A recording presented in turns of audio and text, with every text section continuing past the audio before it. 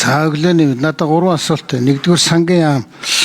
Энэ жилийн 26 оны орлогын төлөвлөгөө ямар байдалтай явж байгаа? Тасалдаж байгаа бол юугаар нөхөж яваа юм? Оны өмнө урьдчилгаа татвар гэж одоо аж ахуйн нэгжүүдээс бас авсан гэд байх юм а. Энэ үнэн худлыг нэг тодорхой хэлээд өгөөч. Хоёрдугаар асуулт. Хин сангийн сайд байхгүй юм. За одоо хин хариулах, засгийн газар л хариулах байх. Энэ би бас сангийн сайд байсан хүн байхгүй. Та нарын төсвийн тодтгол гэдэг юм бэ? Ийм ойрхон хийхээр хуулийг өөрчилж оруулж ирж байгаа чинь буруу. Харин ч бүр жилдээ огт өөрчлөлт хийхгүйгээр гарвал гэдэг арай гайг байдаг. Ямар практик манад байдгүй гэхээр за одоо энэ жилийн хувьд хэцүү байх шиг байна. Ер нь бол төсвийн орлого бол дандаа сангийн яамны зовлон учраас бага төлөвлөдөг. Тэгээд давж уйлдаг, намар тэгээд тэр зөрөө хэсгийг алж иддэг их хурл. Ийм л одоо тодтгол гэдэг нэрээр. Ийм практиктэй байхгүй. Тэгш одоо таны 3 сарын дотор тодтгол оруулж ирэхгүй шүү гэхээр тэр заалтыг алга болгож байгаа буруу гэж үзэж байгаа. За тэн дээр яагаад тэгээд зүтгээд байгаа юм бэ? За дэлгэр сайхан дарга төсвийн доктортой байдлын зөвлөлийн дарга. Би танаа дүгнэлтийг зөвлөмжийг бол нэлээд сайн уншсан. Та одоо өөрөө нэг сайн тайлбарлаад байгаа ш. Та нар бол маш их хүнтэй санал гаргаад байгаа юм. Засгийн газар тэрнээс нь юусоо авдаггүй. Тэгэл өөрийнхөө зүтгүүлээд ингээ манай улсын төсвийн доктортой байдал гэдэг юм бол засгийн газар оруулж ирэх хүнд л докторгүй болоод байгаа юм. Та энэ 7 оны төсөв 27. Тэгээд тэрнийг дагаад төсвийн хүрээний мэдээлэл дээр ямар өөрчлөлт гарч байгааг нэг энэ олон нийтэд нэг том руу хэлээд өгөөч. За энэ 3 асуулт байна. Баярлалаа. За сангийн санжаадч 3 номер. Сангийн төсвийн бодлого төлөлтийн газрын дарга санжаадч Шалтан гişийн асуултанд хариулъя. За төсвийн орлогын нөхцөл байдал бол эхний 4 сарын гүйцэтгэл бол өчигдөр бол гарсан байгаа. За гүйцэтгэл бол нийт орлого бол 10.2 их найд орсон. Гарсан зарлага бол 10.3. Тэнцвэржүүлсэн орлого үүнээсээ бол 8.9 их найд төгрөг байна. За ингээд алдагдал бол 1.4 их найд алдагдaltaй байна. За төсвийн орлого дээр бол бид нар тооцоо хийгээд үзэхлээр бол 3 зүйл хамгийн одоо өндрөөр нөлөөлж байна. Нэгдүгээрт бол нүүрсний үн нөлөөлж байна орлого дээр, хоёрдугаарт хэмжээ нөлөөлж байна, гуравдугаарт импорт нөлөөлж байна. За үнийн хувьд бол өнгөрсөн жилийн эцсээр бол бид нар $64 байсан бол одоогийн байдлаар бол $65 гэх $1 өсөлттэй байна. Гэхдээ үн бол бидний тооцсон $70 бол арай өрхгүй байгаа даа. За хоёр дахь асуудал хэмжээ бол бидний хувьд бол тооцсон хэмжээнээс бол хавьгүй өндөр байна. За одоогийн байдлаар бол 42 сая тонн гараад явж байна. За энэ ихний 4 сараар бодох юм бол сарда 10 сая тонн гарцсан гэсэн үг. Оны эцсээр бол энэ байдлаар явах юм бол доороо 100 сая тонн хүрэх боломжтой гэж харж байна. Тэгэхээр бид нар бол энэ одоо үн болон хэмжээний хувьд бол боломж хэмжээнд үн дээр баг зэрэг алж байна. Нөгөө талдаа импорт бол нодлонгийн яг үдийд байсан хэмжээнд бол импортын хэмжээ явж байна. Гэхдээ бидний тооцоосон импорт бол эндээс жаахан өндөр байгаа.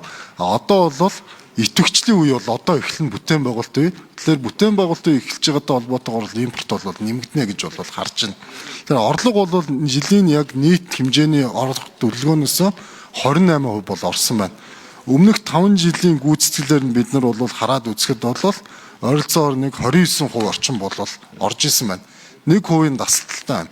Тэгэхээр орлого талдаа бол бид нар проблем бол гайгүй. Харин зарлага маань нэлээд асуудалтай болчиход байна. Зарлага бол яаж юм гэхээр цалин үс дэтгэр тэтгэмж халамж гэдэг маань маневрлах боломжгүй зардал цэвэр 12-той хуваагаад сар болгон сахижуулах болчиход байна. Тэгэхээр орлого орж ирж гэнэ үгүй юу гэдгээс үл хамааран манай орлого маань бол өөрөө улирлын чанартай байдаг. Тэрнээс үл хамааран зарлага маань жигд хуваагдах юм тогтмол зарлагууд болчиход байгаа бол ингээд алдагдлын хэмжээ бол өсөж байна. За 7 сарын үеэр бол бидний тооцож байгаагаар бол алдагдал бол буураад нэг их наснаас доошо 800 орчим тэрбум дээр бол орж ирэх болов гэсэн бид нар бол тооцоол байна. Баярлалаа. За доктортой байдлын зөвлөлөөс асуусан 6 номерын микрофон. За төсвийн доктортой байдлын зөвлөл Алтан гишүүний асуултанд хариулъя.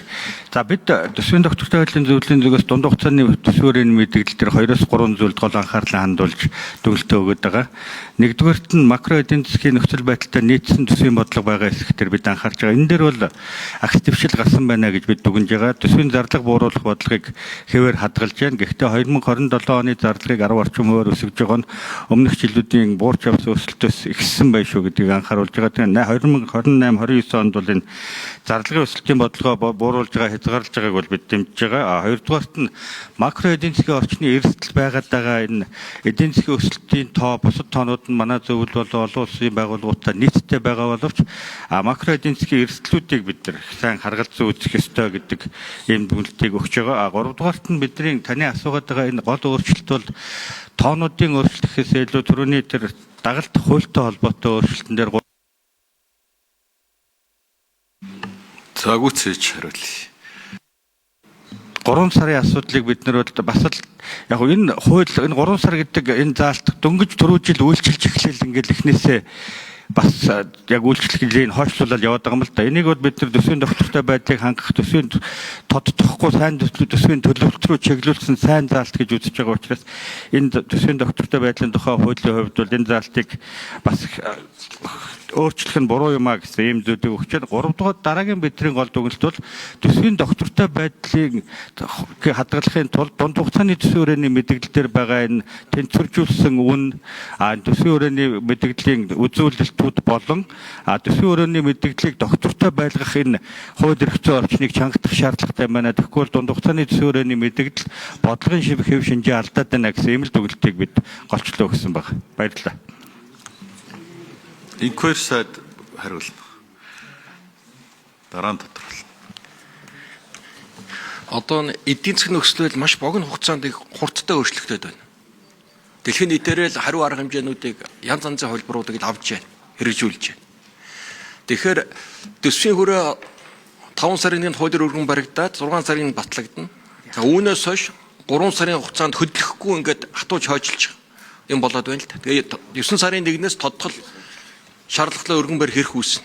Тэгэхээр энэ одоо яг үүсэж байгаа нөхцөл байдал, төсвийн тэнцэл одоо алдагдaltaй байж байгаа байдал, за энэ шатхууны үнийн өсөлт одоо 5 сарын сүүл, 6 сар, 7 сар бодиттой орж ирнэ. Ачаалууд орж ирнэ гэсэн үг. Гадаад валютны өсөнтөж эрсдэл гарна, инфляцийн дээр эрсдэл гарна. За ийм төсвөө яралтай тодтогоо засаг илүү хурдан шуурхай хариу арга хэмжээгээл бэлтий гэж байгаа. Ингэхгүйгээр эн чинь төсөв батлагдсангууд дагаж төсвийн нөгөө хүрээ өөрчлөлтөх асуудал биш шүү дээ. Тодтгол дээр зөвхөн өөрчлөх хэрэг. Тодтгол өргөн барих шаардлага, тусгай шаардлага үүссэн бол